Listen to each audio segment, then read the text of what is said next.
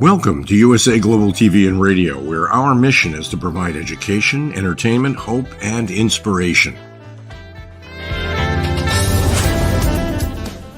USA Global TV and Radio connects you with experts and audiences all around the world every single day to help you succeed in business and to live a richer life.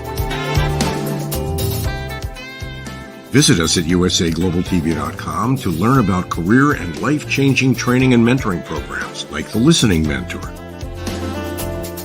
Subscribe to our newsletter to stay informed about our special programs and offers. Discover how you can become a guest on one of our shows or a host or producer of a USA Global TV and Radio show of your very own. That's USA Global TV and Radio, where the doctor is always in.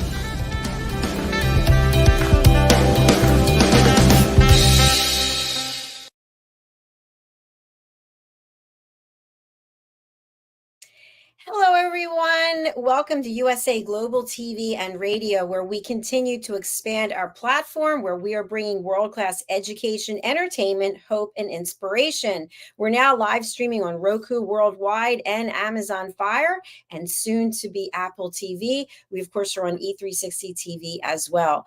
I'm Dr. Jacalyn-Kerbeck, and it is my pleasure to welcome you to the Mallorca Connection, where we're going to meet with the star of our show, Mr. ROLAND FRIEDL. And we're going to hear about the journey of his life, which is really from his head to his heart. Let's welcome the entrepreneur, the man who is in his motorhome driving through Europe, helping people all over the world. He's also an author and a coach, and he has his own podcast as well. Welcome, Mr. ROLAND FRIEDL. Hello, Jacalyn. Great to see you again. And hello to our audience, wherever you're joining us. Hello, hello. Hello, hello. Great to see you. And nice job that you just did on the show right before this, the Planet Earth show. So thanks for doing back to back. I know that's not always that easy to do. Yeah, it was my pleasure. Thank you, Ray, because I also love the topic about building up communities. And yeah, it was a pleasure. Thank you. Fantastic. Well, ROLAND, it's so good to see you. And you have grown so much since we first met, which I think was 3 years ago. You now have your own platform where you're interviewing people. Tell us a little bit about that, and then we're going to get into today's topic. Yeah, actually, you know, with all the experience I made here in USA Global TV Radio, I'm very thankful for that. And we had this amazing men's show, the Wild at Heart show here. I guess it was all 50 shows, something like that. I got more and more involved in the men's coaching and men's development, and actually I joined some men's festival in Austria, and I decided to do a platform in German because there's nothing in the German language available for men. So I started ROLAND Media on YouTube. We don't go live like here in USA Global TV Radio. Just I record the interviews and then I release them on YouTube channel. It's called ROLAND Media, and the show is called Wild at Heart, that started with men, and then more and more women came into and said, hey, I want to talk to you on your show, stuff like that. So we also do another show in German. It's called Entrepreneur. So that's what we do. But it's all in German, Yeah. And that's a lot of fun too. A lot of work, but a lot of fun. Well, I'm so glad that you started off with us here, because I know from the very beginning you had been on some other shows and you've been interviewed, and then they misquoted you or missed the recap of what it was you actually said. I know you were a little trepidatious about doing an interview, and now look at you, all these hundreds of shows later with your own platform. I love to see it. I guess they did 250 or almost 300 shows on USA Global TV and Radio. It's amazing. And besides my business, that's the fun thing. People always ask me, when are you doing this? And I say, hey, we have 24 hours. I don't sleep that much. I don't hang around in bars. Yeah, I mean, you're passionate about what you do. You're good at everything that you do. And so it comes through. So today we're going to talk about the journey that you've made. You've had a lot of major changes in your life. And we've talked about this before, but you left your beautiful home, Mallorca, and you are living off the road, literally. And have you been doing it for what, a year and a half now? Yeah, actually, it's 2 years now. 2 years. It's actually, 2 years in March. 2 years. 2 years. 2 years in March now. Actually, I planned it just for 1 year. You know, I left this amazing island now after 14 years. But I was always traveling around the globe. This island was just my home base. But to be honest, I was not. Actually, the first years I hadn't been much on the island because I was traveling all the time. Yeah, I left it 2 years ago. There's different circumstances, you know, with this pandemic, then separation from my girlfriend, stuff like that. And I said, and you know, we organized yoga retreats there, and there was no business for 3 years. And so we said, okay, let's shut down. The cost was enormous. It was enormous because it was a huge house, a huge property. It was like a hotel, many rooms. It was beautiful. Yes, it was. But to be honest, actually, at the end, the house owned me, and I didn't own the house anymore. So it was a lot of work, a lot of costs. And then I was by myself, and it doesn't make sense to keep the house with these high expenses and just being by myself.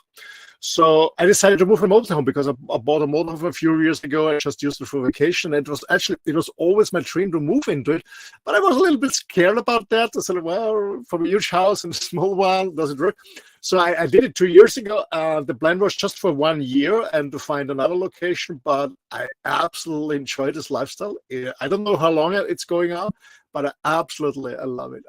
I love the freedom. I love the freedom. You know, I be there. I like it. I stay. I don't like it. I move on. The weather's not good. I go where the sun is shining. I don't like the people around here. I move. So it's just fantastic because freedom is one of my highest values. So for me, it's a perfect fit. Freedom is priceless. That is for sure. And I love something that you just shared, because I think this is where people get really tripped up. You had this beautiful home, you're running yoga retreats. I mean, it was magnificent, but it didn't feel right in your body anymore to be there. And many times we get these signs, our intuition, something's coming up for us saying, this doesn't feel right. But we say, you know what? I've got to keep with it. It's what I know. It's comfortable. And you said, forget comfortable. I'm out of here. And that's really admirable. I mean, that takes a lot of commitment and even courage, because most times we live in a state of fear. Yeah, but you know, we are so used to things, and we fear more the new one or the unknown than the present moment, even if it's not perfect for us. It's painful for us. But to be honest, Dr. Jackson, it took me 2 years from the first I want to get out of here until I really did it. So it was not just a decision and I moved out. It took me 2 years, to be honest, because I had to consider different things, and you know, I had a contract to fulfill and other things. But I was working constantly on it, you know. I said, okay, I'm going to prepare. So to be honest, I'm not that stupid that I jump in something in and let's try it out. So I prepare, of course, I organize, of course, but at the end, it's all about making a decision and doing the step. Yeah, and I think that the most difficult thing is doing the decision. Once you made a decision, it's easy, but when you always postpone it. My experience is that it's still in your head. It's blocking your creativity and your joyful. So whatever you're doing, it's always there. So I learned, make a decision. It doesn't mean that you do it immediately, but you make a decision, and then you make a plan, and you set up a plan, and then you act with this plan. And yeah, it's about making a decision. It's all about that. Yeah, and it feels great and it's very empowering. So tell us a little bit more about your journey. Maybe give our audience some background. I interviewed you for my book, Adversity to Awesome, and you've been through a number of things in your life. And of course, you've had a number of businesses yourself. You've worked with some of the biggest corporations in the world. Tell us a little about your backstory. Well, my backstory, to make a long story short, actually, I raised up in a lower middle class family. I had a father and a mother. My father was not emotionally not present at all. My mom too. To be honest, I had a very, very hard time. I went to a very bad time from age 5 to 14 or 9 years. So there was a lot of violence and sexual abuse and stuff like that. It wasn't a good time. But to be honest, I learned a lot from this. And at the end, I was the person I'm right now. So it gave me the chance to do what I wanted to do. So it made me very, very strong, to be honest, very, very strong. I had no fear anymore because I learned from the early years. I'm by myself. Nobody's supporting, not my mom, not my dad. Nobody's supporting me. I'm just alone. I have to stand on my feet, and I can decide I'm going to die, give up, and I die and leave this body and this planet, or I fight. And I became a fighter. I became an absolute fighter. So it made me very strong. I went to school. I went to university. I was in a corporate world. I always had a very fast career. I did build up some businesses. Of course, too. Some of them failed too, but some of them very, very successful. But I was a fighter. And I learned I don't need anybody else. I can do it. I have no excuses. I just go. Because I could suppress all my negative emotions. But every coin has two sides. Every medal has two sides. What I didn't realize in my early years is when you suppress your negative emotions, you also suppress on the long term your positive ones. And I had a huge career. I had nice houses, penthouses, cars, and whatever luxury. But I was not really happy, to be honest. So, and that's where my journey started. I call it the journey of my life. I mean, I traveled the globe. But the journey, the hardest way, and to be honest, at the end, the most fruitful journey of my life was from my brain into my heart. And so I learned that I have to have access to emotions. I have to learn to take care about my heart. What I mean is taking care about listen to my heart. Listen to my heart. When somebody approaches me and asks me something or offers me something, I go away from my brain. I answer with my heart, from the bottom of my heart. And I found out that it's so important because most people, especially in the Western society, they are so in their brain because we are so educated, forced, socialized from the early beginning, from our parents, from the kindergarten, from the school system, for the men in the military, in the corporate world. We only are interested in your brain. We have 4 parts. We have the rational part, we have the emotional part, we have the institutional part, we have the spiritual part. But the world is only, or the world, the society, or the system is only interested in our rational part. And we get trained, became very good in that. Really suppressing all other 3 parts. But I found out, and it took me some years, that's not good. I'm not complete. And to become complete, I have to really accept all 4, live all 4. And this means going from my brain away to my heart.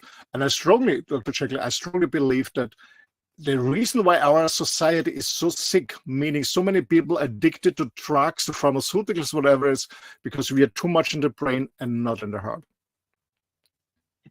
There's a lot to be said about that. I agree with you. And in the process of this realization and taking this journey, what did you have to let go of? Who did you have to let go of? Not specific names, but I'm sure you had to make some tough choices. Yeah, actually, to be honest, it was not, it didn't happen by chance of real. I had some accidents. And the thing is, I always got hurt in my head or my throat or my lungs, always. always. Whatever happened, every accident I had, it was always. And then I was reading some books about the connection between when you get ill, or like myself, I never went ill, but I had different accidents. So a car hit me, or a bus hit me, or I fall down for something. It was always my head. And I was thinking about that, and I said, okay, the reason for that is because I'm too much in my head, and my body tells me, hey, that's not healthy what you're doing. It's not healthy. But from the outside, well, it looks cool, successful. You have a house, you have cars, you have this and this and this. Yeah. But inside, it's not healthy. And so the body gave me some hints. And I believe in the beginning, the hints have been smaller ones, but I didn't listen or recognize it. And then it hit me harder. It hit me harder. So I learned how to listen. And one of the things was I had a very bad accident. A car hit me. I was doing marathons. I was running 24 hours runs and marathons. I was crazy and running. And I was always in the night between 10 p.m. and midnight, I was training, because during the day I was working, and a drunk person hit me. And I spent 6 months in hospital and stuff like that. It was a very bad time. So luckily I survived. And in the 6 months, I had a lot of time to rethink about my life, because I could not go to work. I couldn't be there for my business. I couldn't be there for my staff. I couldn't be there for my clients. And it gave me learning, because I always, I've never stood at home sick, never, ever. Even when I didn't feel good, I showed up every time.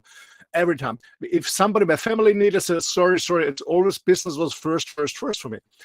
And this was the hard learning in hospitals, that, okay, now you cannot do anything. You cannot even move. I was lying in bed. I couldn't move for weeks. So I couldn't do anything. I couldn't pick up a phone. I couldn't do nothing, just nothing. And this was a learning for myself. And there started my journey. So afterwards, I came out from the hospital. I went to recreation, revelation. I read a lot of books. I did some coachings and stuff like that, and I found out I'm too much in my brain. All it's about my brain, and it's not healthy when the brain wants to direct your life. It's not good. What I learned is, I don't know, was one of these books is riding an elephant.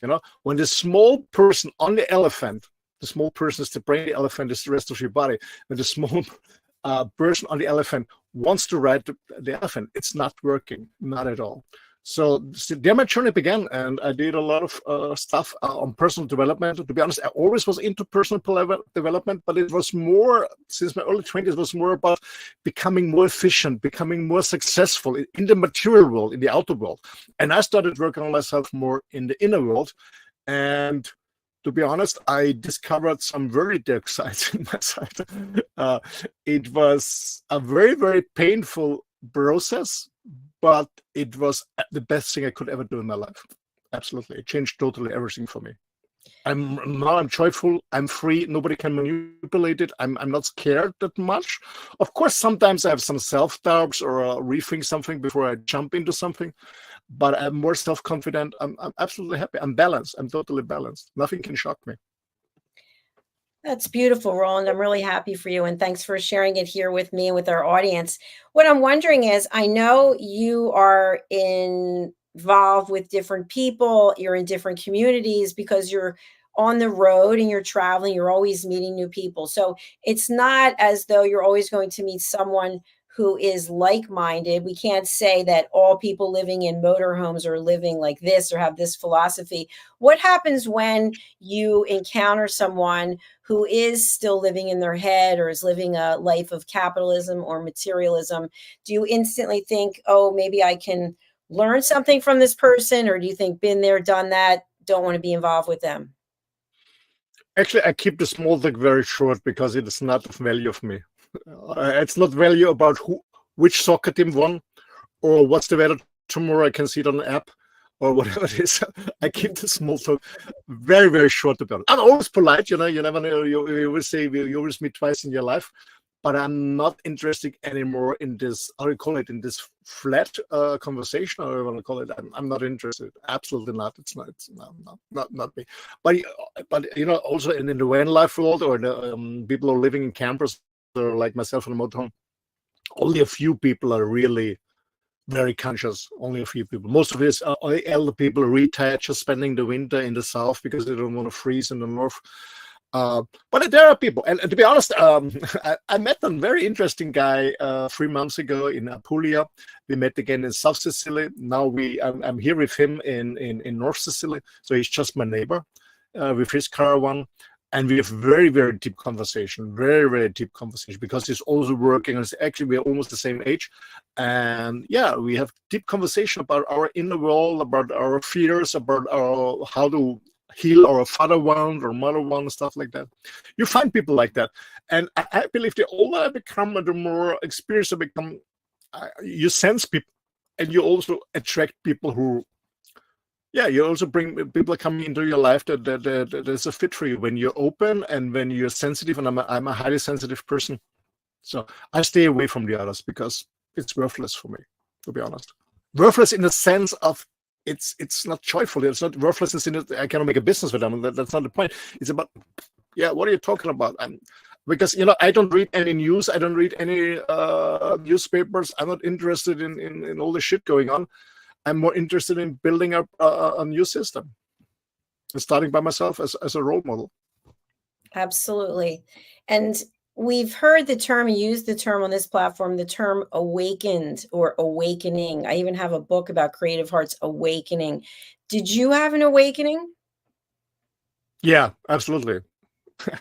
I had an awakening, absolutely. And I found out that what the heck I'm doing here. I'm in this treadmill, I'm running like crazy. And the faster around, the more successful I have, the more golden I make my treadmill, and it's harder to move it. And I said, no, stop it. I will never forget it. I can do something. Many, many years ago, I bought a Porsche. It was a dream. It was a almost $300,000 car. And it took me I ordered it. I wanted to pay in cash because I made it in a month. I want to pay in cash. And I had to wait almost 2 years to get it. And then I got it. I drove it. I will never forget it. I'll never forget it. I drove it because, finally it's there. It's a cool car. I drove it. And then I said, oh my gosh, my life, my relationship at the time, sorry, baby, but it was still shit. It was still shit. And the project didn't make me happy, so I sold it after 3 months. And by the way, because they didn't build many of this unique one. So actually, the dealer called me 3 months later and said, "Sorry to bother you, but we have a client who is willing to pay more when he gets it immediately." Same colleague, "Are you willing?" We just asked. I said, "Yeah, please." Here. And I made a hell of money out of it. I made a huge profit out of it. Yeah. So this was an awakening for me. So I found out, okay, it's nice to enjoy material things. I don't say no that I don't have them. Yeah, it's nice, but I'm absolutely not attached to it. Absolutely not attached to it. I know that it doesn't make me happy, but I'm not avoiding, of course, man. But I'm not attached to it. That's the difference. I can enjoy them for a period of time, but when it's gone, it's gone. Like actually a year ago, you remember when they stole my Rolex from my arm? Yeah, man. Of course, it's annoying. Yeah, but 5 minutes later, it's gone. I cannot change it. It is like it is. Yeah. Why worry? At the end, the last pocket has. How do they say? They say the last shirt has no pockets. We said. I think something else that you brought up that's really important, because I know some couples in relationships where the relationship is challenged or was challenged, and one of the partners shows up with a special gift. Sometimes it's a car, sometimes it's jewelry, and it doesn't change anything. The relationship is still not working. So even though you got this luxury vehicle for 300,000 plus, that doesn't mean that it's going to fill a void in a relationship. It may be for a one night, for a week, for a couple of weeks. Like, yeah, let's get in this car and drive around. And then all of a sudden it's like, well, you're still you and I'm still me. Absolutely. Absolutely. A very nice lady, 30 years old. I don't name her yet, but she told me when she was 20, her father has a company too, and when she was 21, her father gave her as a birthday present a brand new Porsche too when he was 21. And she said, of course I took the Porsche, but to be honest, she said to me, at this moment, I would love to smash the key in his face and say, Dad, why the fuck don't you see me? Why don't you see me how I am, who I am, what I am? why don't you buy me a Porsche? Why don't you just take me in my arms and spend time with me? And I guess that's all about it at the end of the day. I know there was a very famous Hollywood actor, and he said, I don't know if it's a quote from him, I saw it on social media. And this quote was saying, I wish everyone to become rich and famous to find out it doesn't make you happy. It means there's something else that makes you happy. Again, it's not about any material stuff, but that's not the goal. That shouldn't be the goal. It's a one-way direction. It's all about living in your heart and do what you really want, and be with the people around you want. Take care about yourself. Eat healthy. Eat clean. Reconnect with nature. That's the first thing. And the second thing is building up a career if you want to make money. But the third thing is take a look about yourself. Meaning reconnect with nature. Don't forget where you're coming from. Don't forget that your genes are thousands of years old. And our society, like our Western society, is just less than 200 years old, beginning with the Industrial Revolution. So I think we have to realize this the third thing. Again, I'm not against material stuff, not at all, but it shouldn't be number one, because we all see, I know so many rich people are absolutely unhappy. But you just cover it with all this stuff. And to be honest, when you meet somebody, Dr. Jacalyn, I mean, how do you do? And everybody says, fine. And I said, that's what I'm asking for. What do you really feel inside? What do you really feel inside? That's the most important thing, not how you do. Everybody says, fine. What does mean fine? It's about how do you feel inside. And most people even can't answer the question because they don't feel anything. That's very true. And at the same time, I've also heard people say, well, I'm not sure how I feel, and I don't feel like getting into it because I don't feel like exposing myself in that way, because now I have to do work and I don't feel like doing the work. And then something else I wanted to point out is we both know people who are really struggling, and they live in other countries, their neighbor, whomever it is, the man on the street, and they don't really have much, but yet they're so happy. They're so happy. Because they live in communities. And I traveled the world, and I was in many, many different tribes around the globe, and they don't have the same material standard like we do, but they are happy because they live in a community, who live with other people who support each other, even with the small things you do. And I will never forget, when I was in Cuba over 30 years ago. It was not a good time at the time. People hadn't eaten much or everything. Just in the hotel, that everything was in hotels for the tourists to bring in some dollars. But the people had nothing. And I was invited to private education. It was forbidden by the time. But there was a band playing in the hotel, and the guys invited me privately at home. And they had not really much, but they shared everything. Everything. And I was in Asia, in Southeast Asia, in India, in the Philippines, in Indonesia. Small villages, small tribes, they share everything with you.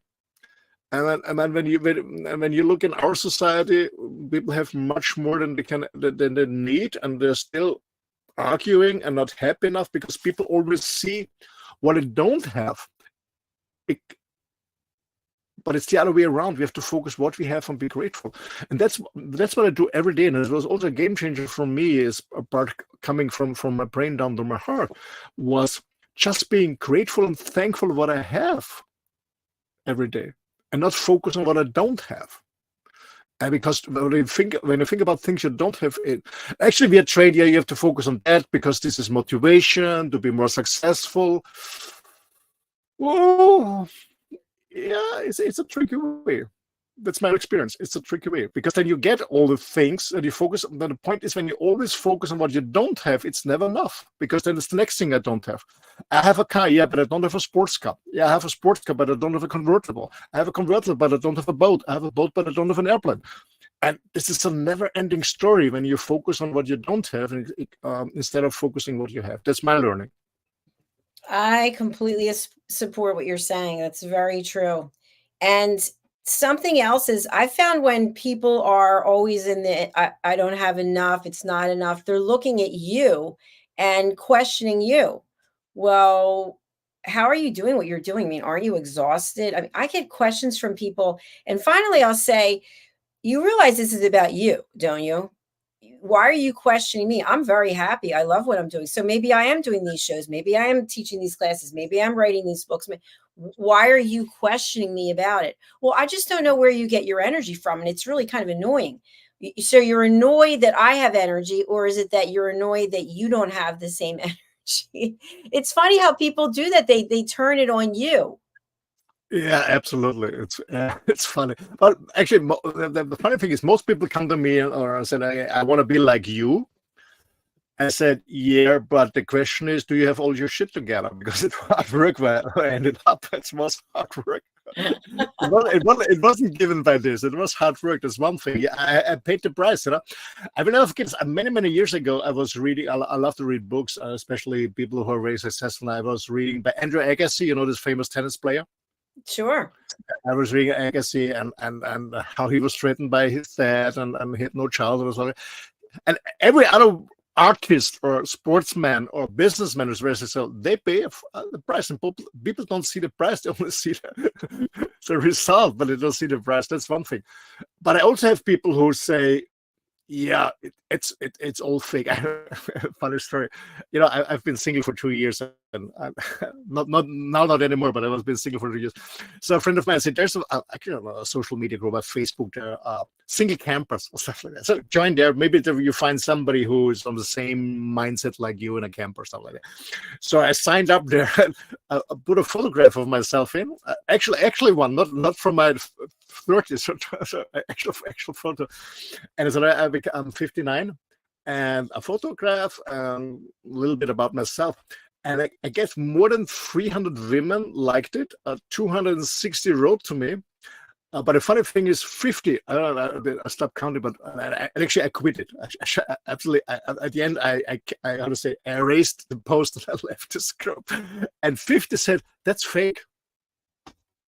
This guy's fake. It's not true. He doesn't look like this with 59. This is a fake person on the picture, because this person on the picture looks younger, fitter, healthier, and happier than a normal 59-year-old. And I said, oh my gosh, get out of this community. What kind of mindset is this? Now, I have a question about that, because fortunately, like you, people always think that I'm younger than I am. And I just was with someone who looked younger than they are. And when I commented, the person started explaining, well, when I was younger, I had this happen to me and that. And they gave me this whole long story. And I thought, I wonder what's behind that. Because instead of saying, well, thanks, I appreciate it, I lead a healthy lifestyle, they went into the traumas that they had. And somebody I don't even know. And I thought, what's the appropriate response when someone says, you look great, what are you doing? Do you go, well, when I was 3 years old, this and that? What are your thoughts about that? Yeah, people need always a good story. I wasn't the bad, building up this legend. I wasn't the bad. I was broken, and now I'm fine. This is always this legend building. And you see this super coaches on Facebook. I was totally broken, and now I spent my last $5,000 from the bank, and then I made this tremendous change in my life. So I highly recommend you go to the bank and ask for 10,000, because my price is 10,000 now, and then I show you how the world is going around and make you happy. Yeah, legend building. What would you say to somebody who came to you and said, I just saw this person, this super master, in air quotes, coach, and it cost him 5, but now it's 10, and my life's going to be transformed? What would you say? Sign up? No, not it. I don't know. And it's very difficult. First of all, coaches are important because they really can help you.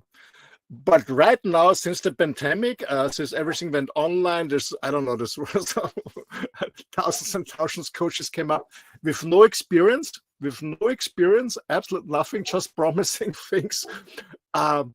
Yeah, again, not every coach is the same. There are very good ones outside, so be careful what you're buying. Be careful. There's a lot of fake stuff out there. I see the Facebook. The funny thing is, I know some of the people. I know their story, but I'm not commenting on Facebook. It's not about me to charge it, but it's funny. It's absolutely funny thing what I see there. Yeah, and they're still caught in this 3D matrix. still Yes. believing it's all about making money, and wondering. What I learned is when you chase money, it's always running faster than you. It's about how to attract it. It's not chasing, it's how to attract it. I love that. It's so true. It's funny, just from what you just said. I hired someone on Instagram to do something. I'm not going to say what it was. And I paid the person, as you would say, a hell of a lot of money, and they didn't deliver. And I literally cornered them and said, listen, you signed a contract, you didn't pay the money. And then the person admitted that it was a scam that they're running. And so I didn't hear from the person. Now they're following me again and liking all of my stuff. And I'm thinking, you've got to be kidding me. Like, what? I know you owe me money. I just think it's crazy. So buyer beware out there. There are so many people on social media. And by the way, we don't know who they are. Right. They're in another country, another world somewhere. We can't actually see them. They're never available on Zoom. You can't have a face-to-face meeting with them, but they will take your money. Yeah, absolutely. I mean, our common friend, he gave all the money to a scammer that he met on a website. Yeah, people love these miracles and they want to believe this shit. That's the problem. That's how religions function anyway. We want to believe something. Yeah, we want to believe something, and we hope that's working. Hope and believe it. That's what many people thrives through their lives instead of living their true self. Living their true self. And again, I don't mean going to the Himalaya, going into cave, sitting naked there, meditate. That's not about this. True life is mean meditating and living in this society where you're born, but go maybe a little bit different. I think this is a really important topic because I know people who are definitely heart-centric. They are helping other people all of the time. They don't really have any money per se. And I'm not judging, but based on what they've told me, they're not good at business.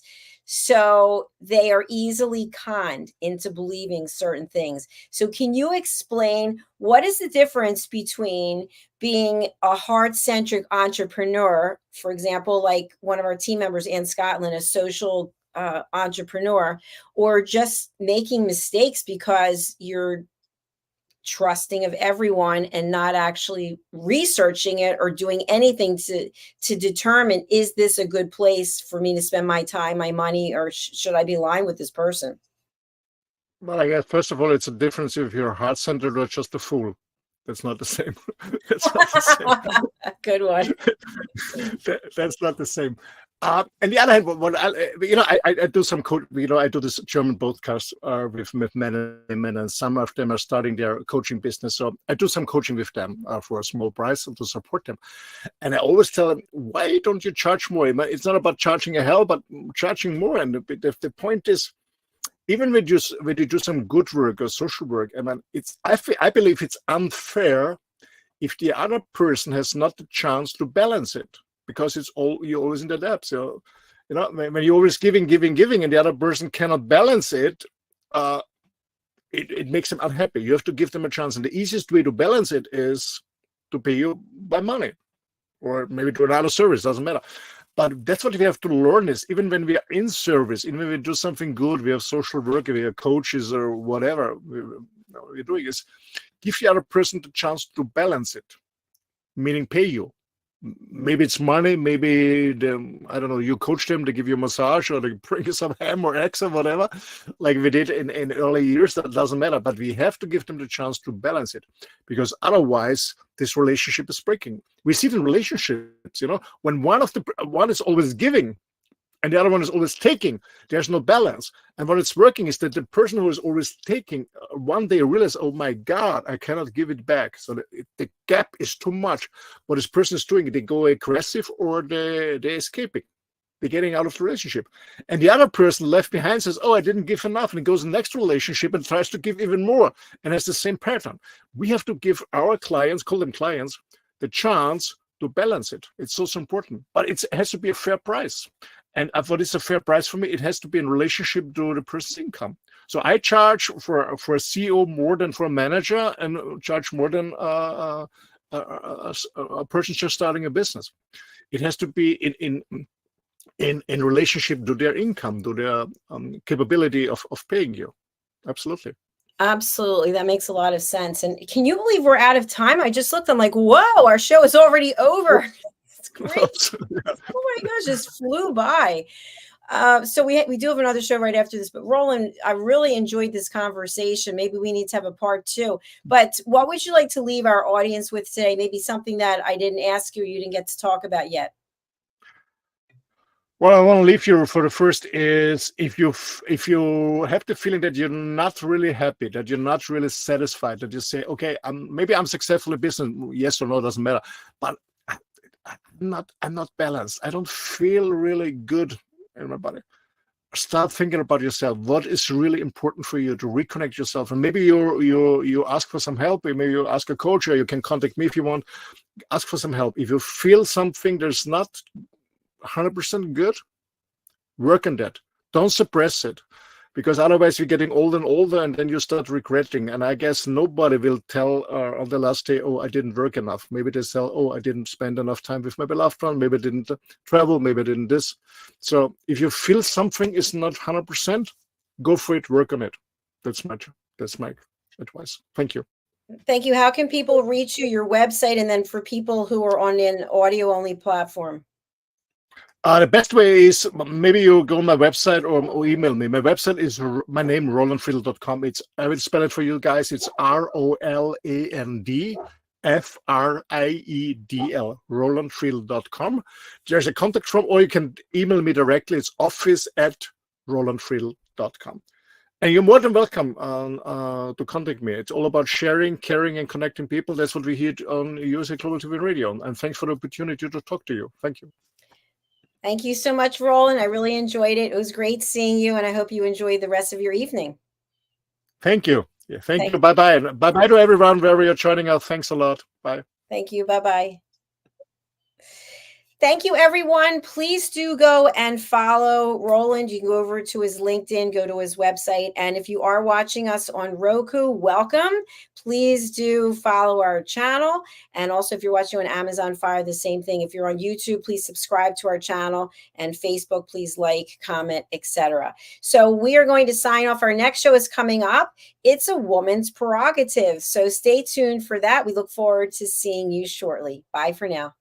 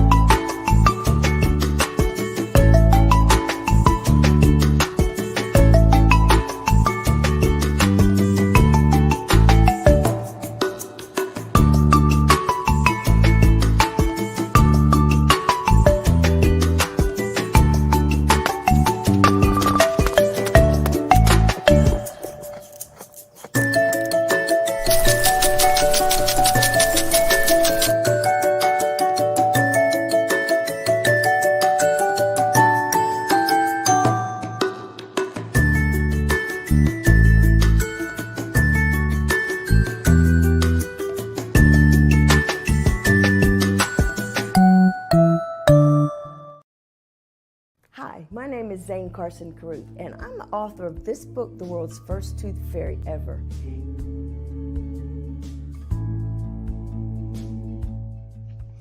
Reading is magic.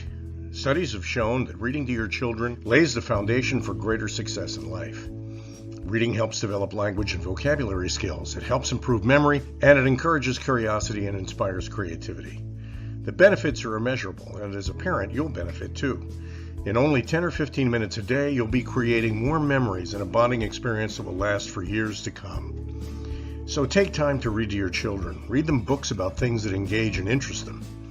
Tales of fairies and magic fascinate children, and as everyone knows, the Tooth Fairy is at the top of the list. If your child loves magic, wands, adventure, and what child doesn't, you'll love reading them books from the trademarked series, The World's First Tooth Fairy Ever. Follow along as Abella, the world's first tooth fairy, accidentally starts the tooth fairy tradition. Learn the tricks of being a professional tooth fairy in the book, Abella Starts a Tooth Fairy School. Your child's imagination will soar as you read the adventures of Bella and her magic wand.